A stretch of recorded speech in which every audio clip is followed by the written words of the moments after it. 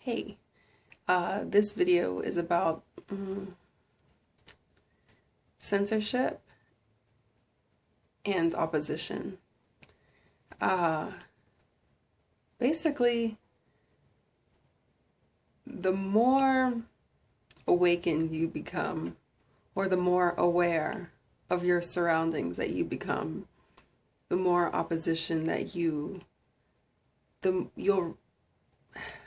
experience more opposition. You'll receive more opposition and requests or suggestions of censorship. I have been receiving a lot of this lately, and I don't see it as necessarily a bad thing, because what I've noticed is that it always tends to make things better.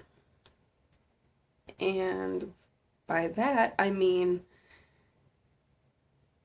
it doesn't go away. So what happens is that your mind starts to look for different solutions. And as you attempt your ideas, if they work, then it results in growth. And if they don't work, then you wind up stretching your mind a little further and looking for something else that may work.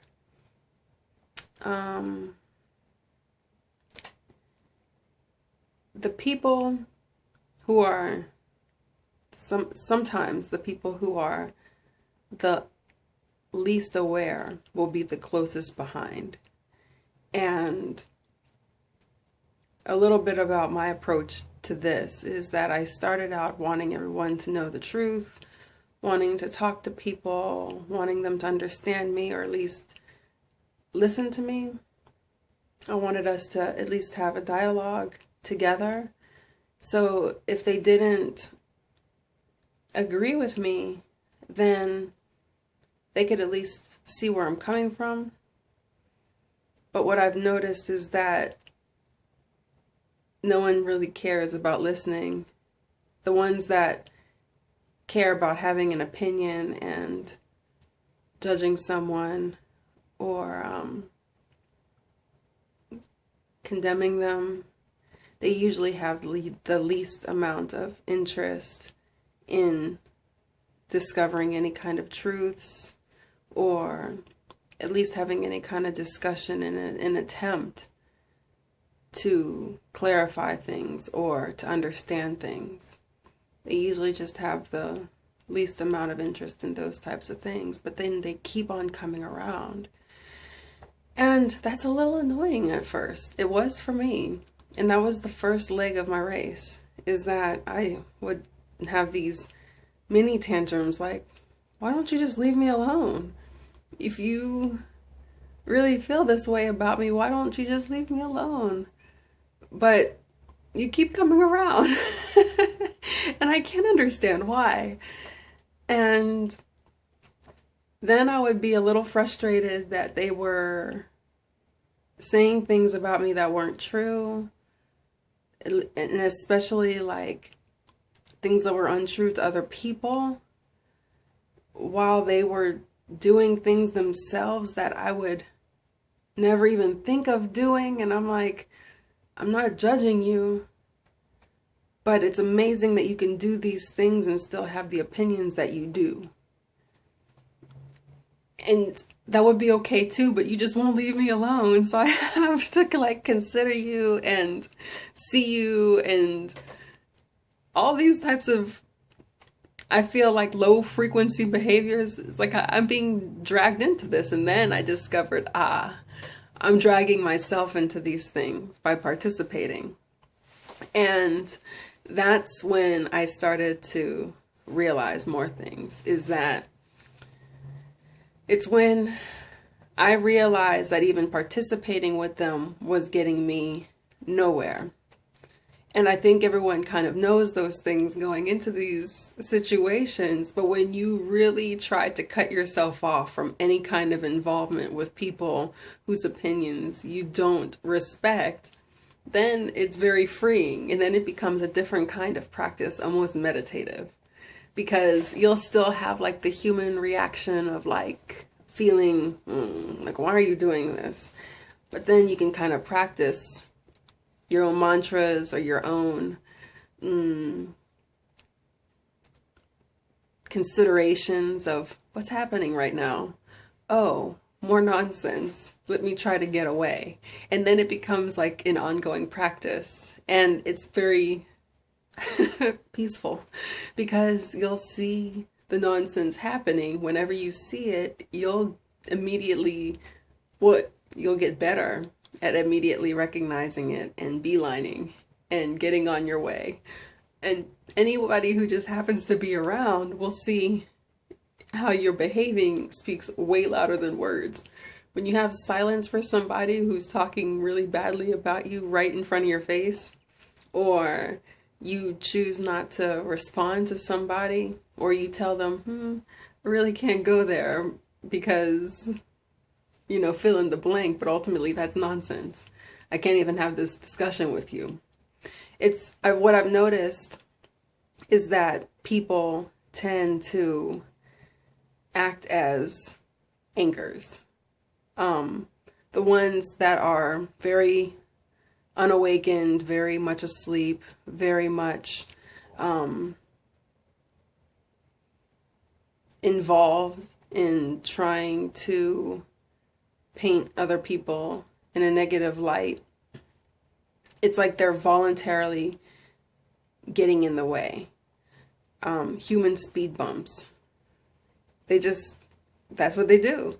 And so with this, especially during any part of your path that you're on, whether you're like getting heavy into meditation and you get called like some derogatory term, or like you get deep into the word and you start getting called a Jesus freak or a Bible thumper, cult person,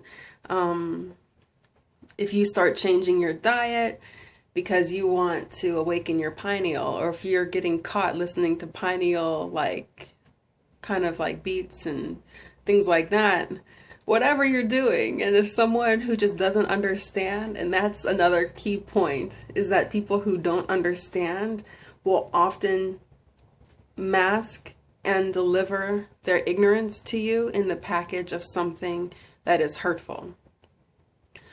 The ones that don't understand and that can't come to terms with not understanding things, ones that can't come to terms with that feeling of ignorance, which is okay, and we all have it, and we all go through it for everything throughout life.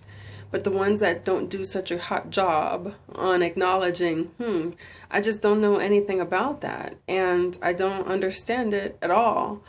The ones that don't handle that feeling well will often attack you with criticisms harshly, things that are hurtful, things that are really offensive, and things that really, when you think about it, make them sound dumb as hell, because they'll expose their ignorance about something. Because when you think about it, when you kind of dig through the layer of, well, that hurt, and oh, that's not nice, when you get down to it, you ultimately realize you have no idea what I'm talking about, do you?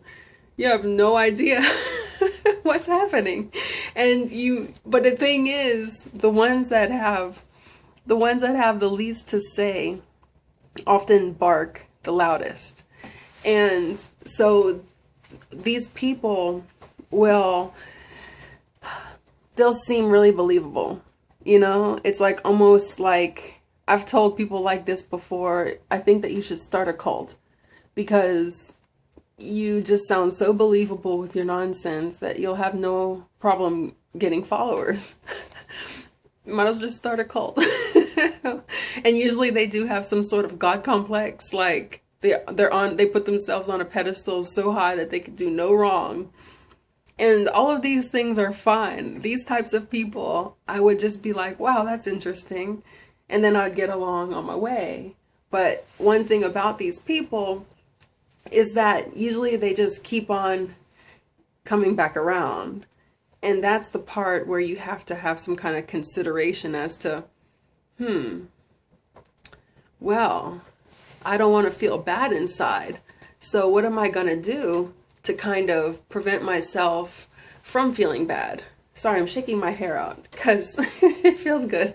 But so you have to kind of think, what am I going to do to kind of get you to be able to be in my world, because you're forcing your way in and I can't seem to get rid of you. What am I going to do about that? And so what I found is that you just kind of have to figure out what your opinion about them is and kind of carry on like that with strength and confidence, and even pray for them. That's what I found too, is that, God says pray for your enemies, and I never really got that. But now I understand, because it changes like your inner psyche from being like potentially like aggro or emo or ero, aggravated, emotional, or irritated. Like it changes that whole disposition to like truth and logic. Like, wow, like you address your pain with pain. And you kind of, will get sophisticated with your prayers. Like, at first it'll be like, God help me. And then it'll be like, you feel sorry for the other person. You start praying for them. And then when you see it as continuous, and it's like, that just looks like a painful world to be in. And you start wanting them to have peace. And that's a whole different thing. But it all helps. So I hope that this video was helpful, and stay tuned.